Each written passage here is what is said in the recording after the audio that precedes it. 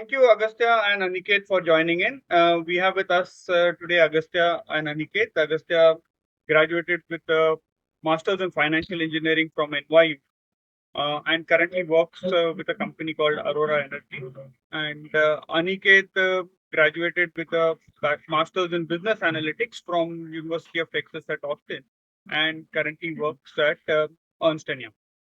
And today we are here to discuss about their experiences about the whole application process, the MS in US application process.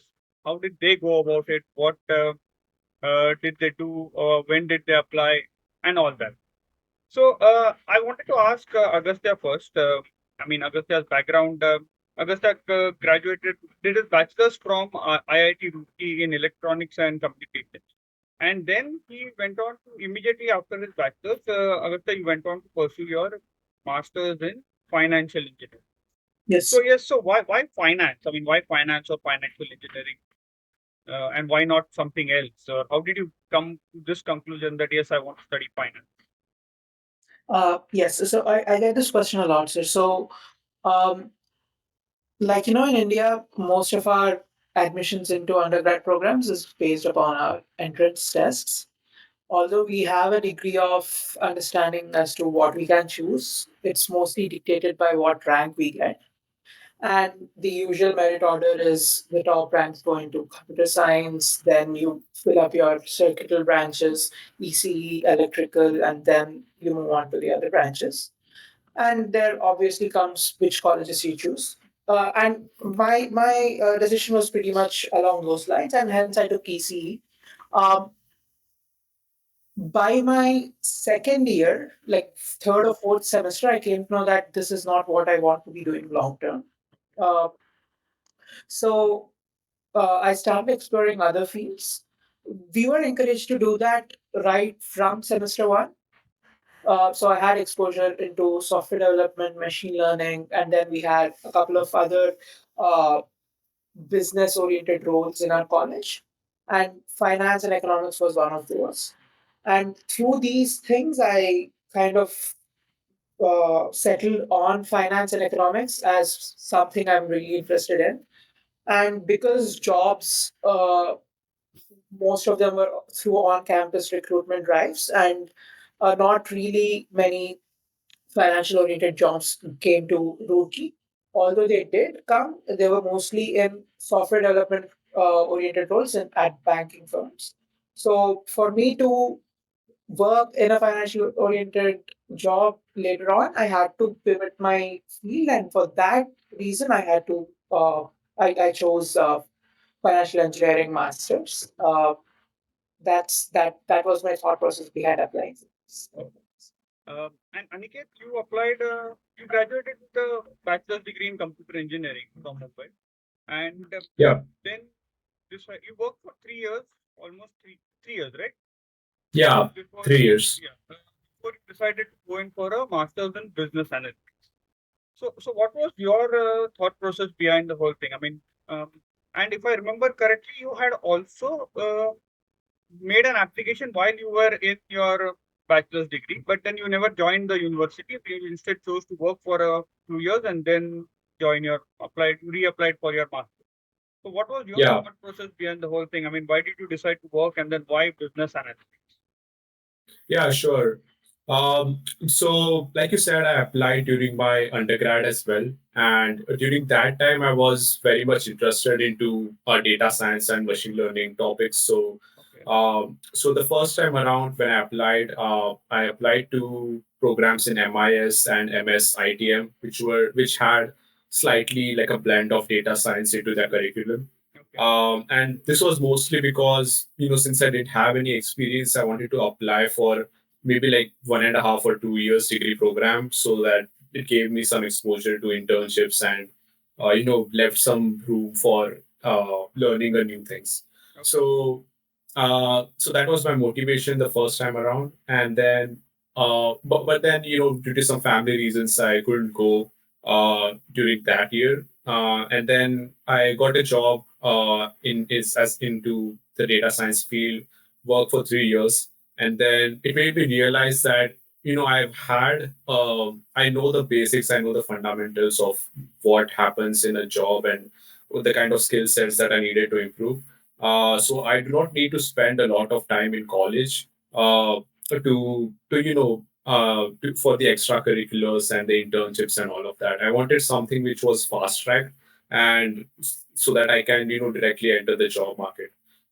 So the second time around, after 3 years of work experience, I decided to pursue a degree in business analytics, which is still has a lot of data science involved. It's just applied to the business side. For example, there's topics like marketing, analytics, and supply chain. So basically, the ML, which is applied to certain industries. So that was my motivation for it.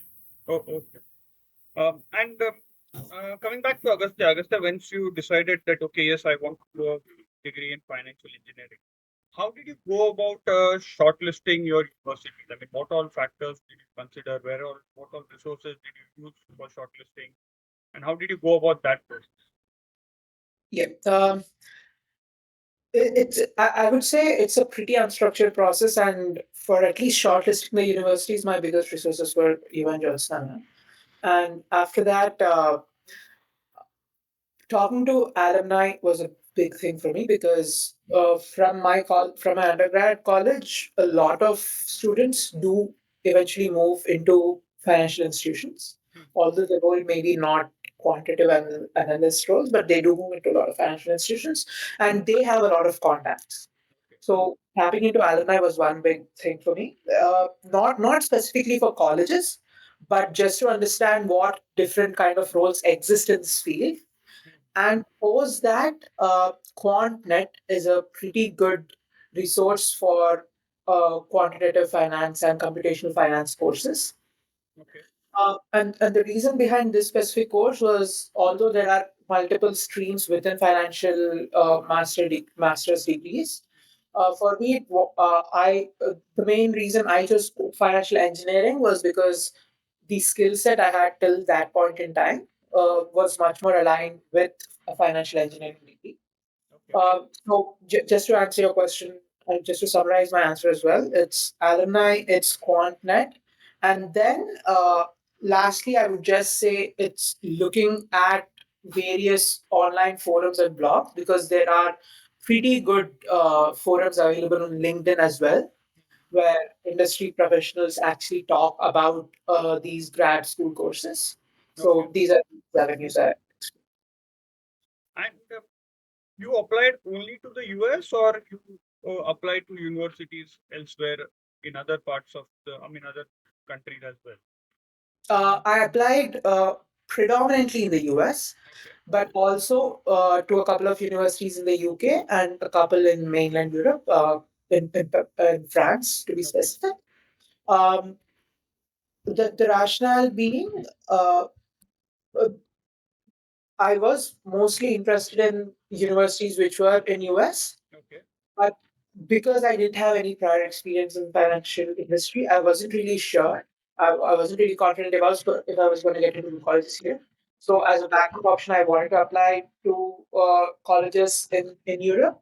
Okay. Um, but then many factors came into play uh, before I chose my eventual college NYU. One being the abundance of jobs. They were much more concentrated in the east coast of the US and in the west coast than they were in mainland Europe. The problem with Europe again becomes that they are concentrated in London, which we are more open towards. Mainland Europe, the issue becomes the language. Okay.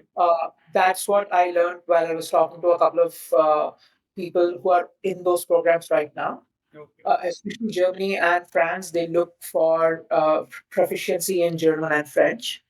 So that would pose a barrier. Uh, and in mainland Europe, most of the financial industry jobs are concentrated in the Benelux, Belgium, Netherlands, Luxembourg region. So the language barrier comes into play. So yeah, I did apply to colleges in mainland Europe as well. Okay. And Aniket, how did you go about your whole university shortlisting? Yeah, sure. So I initially got a list from you and Josna ma'am on certain business analytics and data science programs. And then I also did my own research. I mean, simple Google search into what kind of universities are, top ranked, the kind of curriculum that they have, and the location and all of those certain factors which were important to me. Okay. Um, and then I also reached out to a lot of people on LinkedIn. Like I also had a template to just reach out and ask them about the specific questions about the program, how do they like it, and reached out specifically to people who were currently studying there as well as folks who had graduated like 3 years or around that time back. So I get a perspective of how it's like to graduate from that program and be in the job market for 3 years. Okay. So yeah, and I heavily relied on like lot of opinions of people. Like I reached out to anyone and everyone I could find within my network, uh, because I just wanted to be sure that I have as many perspectives as possible. Okay. And what were your main factors? I mean, what did you look at? I mean, more like you just earlier said that you were looking at a more fast, I mean, not exactly fast, but a shorter program which could help you get Right. back to the job market faster. So that was one factor. Apart from that, if you look at cost, the reputation of the university, maybe the curriculum, Yeah. the I mean the job market after that, the kind of job the students got after that. So which factors you thought were, I mean, were they equally important, or some factors were very, non-negotiable Mhm. for you? Right. So I think my top factor was the outcome. So I wanted to see what kind of jobs people get after they graduate from this program. Okay. So I looked at what kind of jobs people had after on LinkedIn, and also reached out to them asking if the kind of job that you have, is that like the typical of this program or were you the exception, right? Okay. Um, Right. so That's a good question to ask, actually, right? Otherwise, yeah. making a decision based on one individual may not always be the right thing to do. Yeah, yeah. Continue, Right. sir. Yeah. Yeah, that's right. And so once I had like shortlisted based on that criteria, that okay, I'm getting like I wanted specifically roles which are more data science or ML focused. Okay. Um, so once that criteria was over, the next was if it was well, what's the cost of the program? Because I didn't want to invest a lot, because the job market during that time, it was there was some certain headwinds Right. Right. while I applied as well. Yeah. And yeah, those were, I guess, the two important ones. I was open to a lot of locations actually, and it would be preferable. It was preferable for me to be in a bigger city, Mhm. but it was not like a deal breaker for me. Okay. And did you apply to universities outside the US or only US? Yeah, that's right. So I also considered universities in Canada and Singapore. Okay. Um, not much shortlisting in Singapore. There were NUS and NTU that offered business analytics or related programs. Mhm. But I was actually in the process of applying to those universities when I got my admit from UT Austin, Okay. because I applied for their priority deadline. Okay. But from what I remember, they had a pretty lengthy process, which was pretty time consuming. So I didn't get to the end of it. Um, as for the Canadian programs, they were lucrative, but it was just that the ROI was much better in the US. So I figured that if I get a top program in the US, then I would go there. Otherwise, I would prefer a top Canadian university than a moderate US university. That was my thought process. Oh, and in the whole application process, like you, Aniket, you just mentioned that the NUS application was a lot. I mean, was pretty elaborate and time consuming. So in the whole application process, not just, I mean, not at NUS, but in the entire thing, which aspect, right from university selection, working on your SOPs, resumes, getting the LORs and all that, which aspect took the most of your time and energy?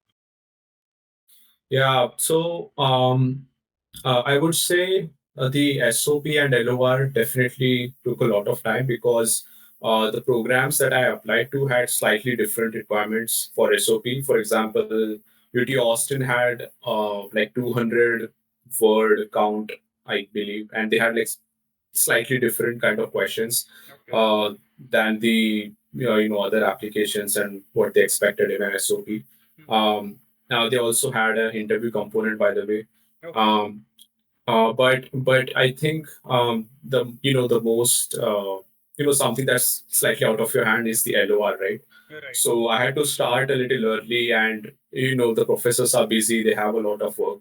So you have to keep track of to just to make sure that those get put submitted on time. So I would say if I had one thing to focus, it would be LOR. Definitely get that in quickly. Okay. And how about you, Agastya?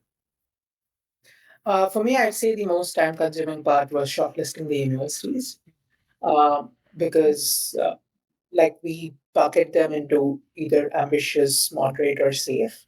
And I wanted to be really sure about the universities I was choosing because at the end of the day, even if I end up with my safe universities, I didn't want to regret my decision because this is a huge commitment and I didn't want to have that in the back of my mind that what if I had gone to a better college. So I wanted to be very, very sure about the universities I was looking into. And choosing each university is a pretty time consuming process, is what I found out.